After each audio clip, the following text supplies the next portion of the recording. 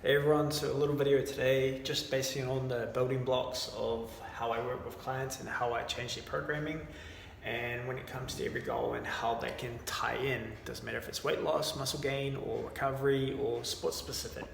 So right here on the board, everything I've got from muscle mass, weight loss, recovery, athletic performance, all tying into optimal moving. So this is really important. This is the first building block that I base everyone's kind of training on.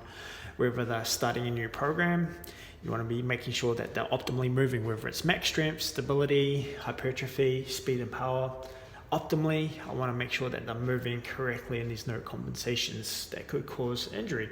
Over time, when they get stronger, of course, you could apply extra stress that will cause a little bit of compensations, but optimally moving when you're doing a new program or when you're starting out, this should be the focus. It doesn't matter which category you fall into.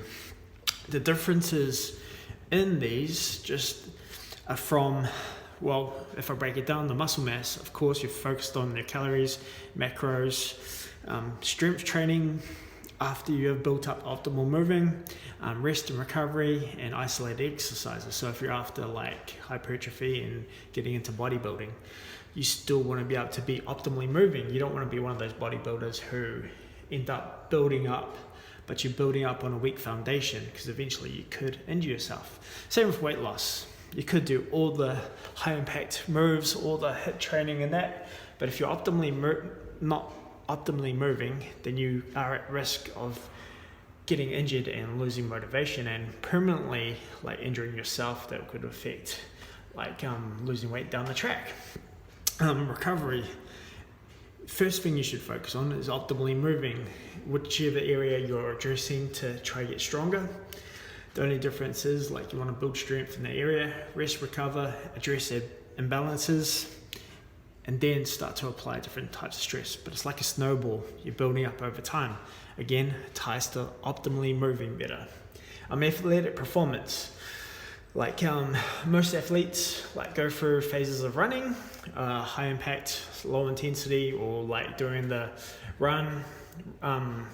walk, run, sprint. So 3 different levels of like cardio.